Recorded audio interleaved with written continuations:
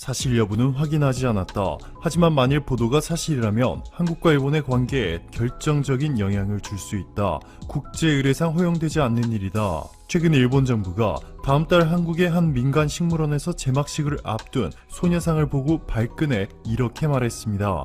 사진에서 볼 수 있듯이 이 조형물은 소녀상 앞에 한 남성이 무릎을 꿇고 속죄를 하는 모습을 표현했습니다. 김창렬 한국자생식물원 원장은 교도통신에 아베 총리를 특정해 이 조형물을 만든 것이 아니다. 사죄하는 입장에서 모든 남성을 표현한 것이다.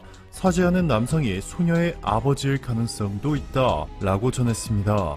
그 누구도 사죄하는 남성을 일본의 아베 총리라 지목하지 않았음에도 일본이 이렇게 발끈하는 것은 주적 심허, 도둑이 제 발을 저렸기 때문이죠. 이렇게 일본이 제 발을 저리며 헛발차기를 하는 동안 한국은 전 세계를 뒤집어 놓을 작품을 선보였습니다. 태양계 중심에 있으면서 지구에서 가장 가까운 항성, 네, 바로 태양이죠. 태양의 수명은 123억 6,500만 년으로 현재 45억 6,720만 년 정도가 흘렀습니다. 지구보다 33만 배나 무거운 태양은 표면 온도 6,000도, 태양의 중심은 1,500만 도, 중심 핵에서는 핵융합 반응에 의해서 1억 5천만 도까지 올라갑니다. 이 때문에 태양은 지구와 1억 5천만 킬로미터나 떨어져 있음에도 상상을 초월하는 규모의 에너지를 공급해주고 있습니다. 빠른 속도로 확대되고 있는 재생에너지만 봐도 태양 에너지가 풍력이나 수력 등 기타 에너지원보다 압도적인 비중을 담당하고 있는데요.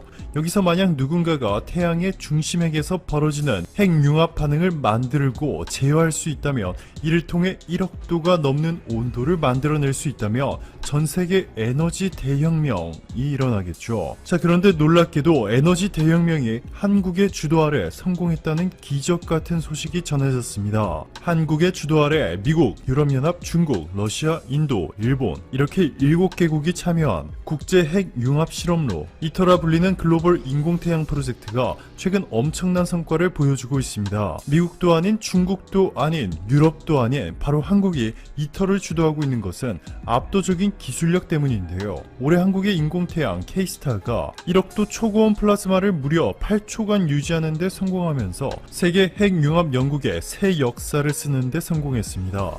이를 통해 한국은 글로벌 인공태양 이터 프로젝트에서 확실한 주도권을 쥐게 됐고, 지난달까지 이미 6,180억 원이라는 엄청난 금액을 벌어들였습니다. 게다가 무려 224개 한국 기업들이 참여해 진공연기 본체와 포트부터 삼중수소 저장 공급 시스템과 전원 공급 장치 등 대부분의 주요 핵심 장치들을 공급하고 있고, 최근 시작된 조립과 실험 과정에서도 한국이 리드 국가로 주도하고 있습니다. 현재 세계에서 가동 중인 핵융합 실험 장치 중에서 이터와 똑같은 방식은 오직 한국의 K-스타밖에 없죠.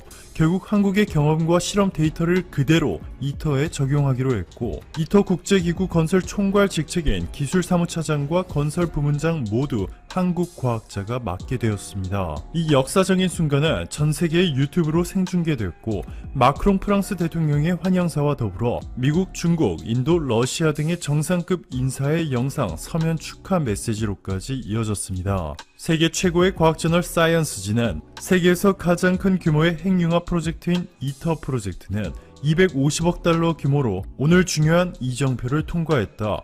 한국과 미국, 유럽 등 7개 파트너가 참여해 프로젝트를 정상 궤도에 올려놓았다. 극찬했습니다. 문재인 대통령은 인공태양은 꿈의 에너지다. 방사능 위험도 없고 온실가스 배출도 없는 청정 에너지다. 우리는 지구를 지켜내기 위한 미래 에너지를 꿈꿔왔고, 우리의 꿈은 인공태양을 만드는 사상 최대의 국제 프로젝트 이터를 낳았다. 이터는 라틴어로 길을 뜻한다. 우리의 길은 지구의 다른 생명과 함께 공존하는 것이다. 전했습니다. 한국의 질주는 여기서 멈추지 않습니다. 인공태양에 이어서 세계 최초로 부생수소 발전소를 설립하는 데 성공했습니다. 부생수소, 즉 그동안 그냥 버려진 수소를 다시 에너지로 살리는 것을 말하는데요. 석유화학 공장의 공정에서 부산물로 발생해 태워지거나 버려지던 수소를 이용해 전기를 생산하게 됩니다.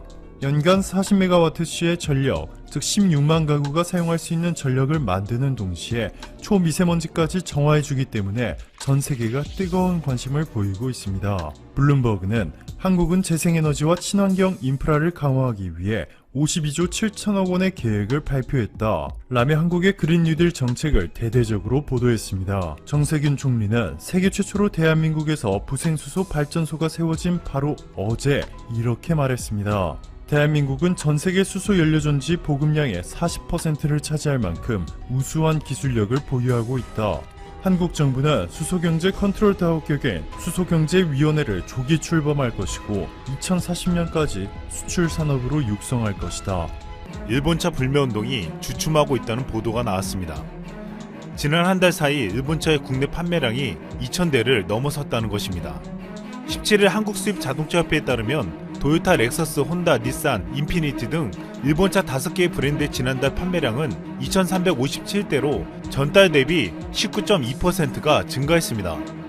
일본차는 일본 정부의 대한국 수출 규제가 발표됐던 지난 7월엔 전년 동월 대비 17.2% 감소한 것을 시작으로 매달 실적이 부진해지다가 지난달 4개월 만에 판매 대수가 2,000대를 돌파했다는 것입니다. 일부 언론에서는 이를 두고 일본차 불매운동이 주춤해졌다며 마치 불매운동의 의지가 사라지고 있는 것처럼 보도했습니다. 그러나 18일 많은 언론들은 일제히 이를 뒤집는 보도를 하고 나섰습니다. 지난 11월 일본차 수출량은 작년보다 88%나 급감하며 전년 동월 대비 10분의 1 수준으로 줄어들었다는 것입니다. 일본차들은 대대적인 마케팅과 폭탄 세일을 해봤지만 결국 참혹한 결과를 받아들이게 되었습니다. 일부 언론들이 일본차 불매운동이 식었다는 보도를 했지만 사실이 아니었습니다. 권영주 국민대 교수는 지난 17일 MBC 라디오 김종배의 시선집중에 출연해 이렇게 말했습니다. 일본차는 여전히 불매운동으로 인해 판매량이 줄고 있다고 하면서 11월 판매량이 소폭 상승한 것은 비정상적인 판매와 어마어마한 할인이 그 원인이라고 지적했습니다. 일본차는 동급의 국산차보다 저렴하고 어떤 차종은 심지어 1,500만원까지 깎아줬다고 했습니다. 그는 이 같은 할인은 한국에 있는 수입사나 딜러들이 다 부담할 정도가 못되니 일본차 제조사에서 돈을 지원해줘서 이뤄진 것이라고 했습니다.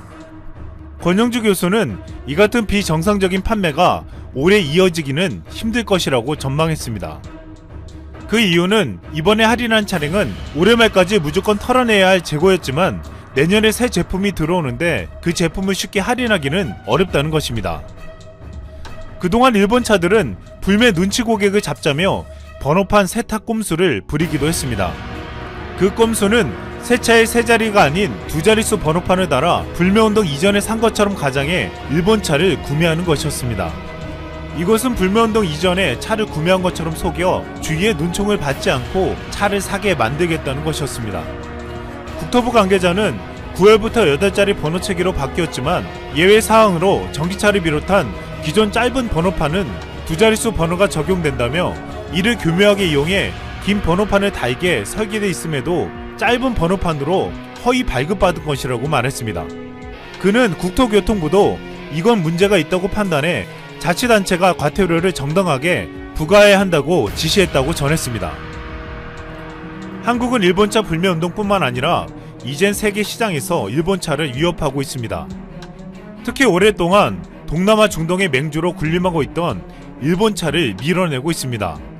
최근 현대차는 베트남에서 급격한 성장세를 나타내면서 도요타를 제치고 시장 1위에 등극했습니다. 지난 16일 베트남 자동차 산업협회에 따르면 현대차는 베트남 시장에서 올해 11월까지 7802대를 판매해 도요타를 제치고 1위에 올랐습니다. 최근 사우디에서도 현대차는 도요타와의 격차를 좁히고 있습니다. 현대차는 지난해 사우디에서 77,332대를 판매해 도요타에 이어 2위를 기록하며 무섭게 추격하고 있습니다. 특히 신형 소나타가 출시 이후 2020 세단 부문 최고차로 선정되며 4,000대 이상 판매되어 뜨거운 인기를 끌고 있습니다. 또한 현대차는 지난달 26일 인도네시아 공장 투자 협약을 체결하면서 아시아 시장 공략에 교두보를 마련했습니다. 지금 놀라운 것은 한국은 일본차 불매운동으로 국내에서 일본차를 몰아내고 있지만 일본이 그동안 잠식한 세계 자동차 시장에서도 밀어내고 있다는 것입니다.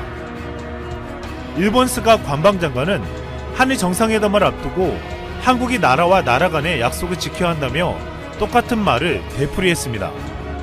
최근 스가 관방장관은 일본 관광객까지 줄자 못 먹던 술까지 마시며 관광지 홍보에 열을 올린다는 보도가 나온 바 있습니다. 실제로 11월 방일 한국 관광객은 작년보다 65.1%나 줄어든 것으로 밝혀졌습니다. 아직도 한일 갈등을 한국 책임으로 돌리는 발언을 한 스가 관방장관은 앞으로 술을 마셔야 할 일이 더 많아질 것 같습니다.